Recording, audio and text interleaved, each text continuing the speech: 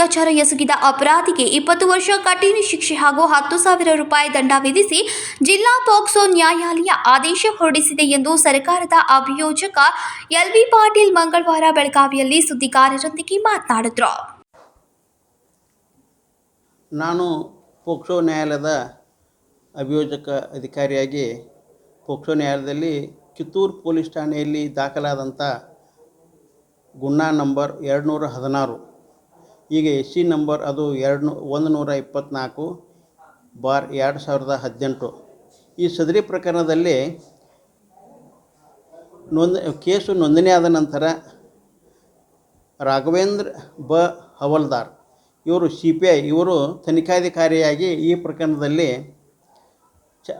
ದೋಷಾರೋಪಣಾ ಪಟ್ಟಿಯನ್ನು ಪೋಕ್ಸೋ ನ್ಯಾಯಾಲಯದಲ್ಲಿ ಸಲ್ಲಿಸಿದ್ದು, ಪೋಕ್ಸೋ ನ್ಯಾಯಾಲಯದಲ್ಲಿ ಸಲ್ಲಿಸಿದಂಥ ದೋಷಾರೋಪಣಾ ಪಟ್ಟಿಯನ್ನು 25 ಸಾಕ್ಷಿಗಳನ್ನು ಅಭಿಯೋಜನೆ ಪರವಾಗಿ ನಾವು ನುಡಿಸಿದ್ದು, ಅದರಂತೆ ಮತ್ತು 10 ಮುದ್ದೆ-ಮಾಲುಗಳು ಇತರ ಕಾಗದ ಪತ್ರಗಳು ಕೂಡ ಇದ್ದು, ಇದು ಆರೋಪಿಯಾದಂಥ ಗಂಗಪ್ಪ ಕಲ್ಲಪ್ಪ ಕೋಲ್ಕಾರ್, ಸಾಕೀನ್ ತಿಗಡೋಳಿ, ತಾಲೂಕು ಕಿತ್ತೂರು.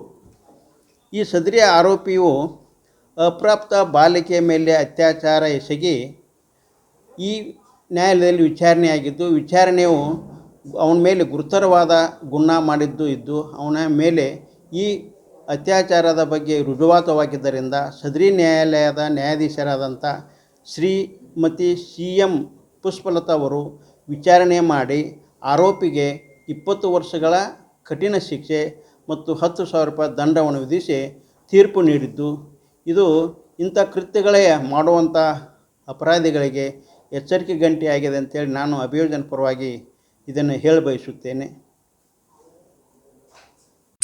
ಕಿತ್ತೂರು ತಾಲೂಕಿನ ತಿಗಡಳ್ಳಿ ಗ್ರಾಮದ ಗಂಗಪ್ಪ ಕೋಲ್ಕಾರ್ ಶಿಕ್ಷೆಗೆ ಒಳಗಾದ ಅಪರಾಧಿ ಅಪ್ರಾಪ್ತಿಯನ್ನ ಅಪಹರಣ ಮಾಡಿ ಅತ್ಯಾಚಾರ ಮಾಡಿರುವ ಕುರಿತು ಕಿತ್ತೂರು ಪೊಲೀಸ್ ಠಾಣೆಯ ಪೊಲೀಸ್ ತನಿಖಾಧಿಕಾರಿ ನ್ಯಾಯಾಲಯಕ್ಕೆ ದೋಷಾರೋಪ ಪಟ್ಟಿ ಸಲ್ಲಿಸಿದ್ರು ಎಂದರು. ವಿನೋದ್ ಕೋಲ್ಕಾರ್, KMN ಕನ್ನಡ, ಬೆಳಗಾವಿ.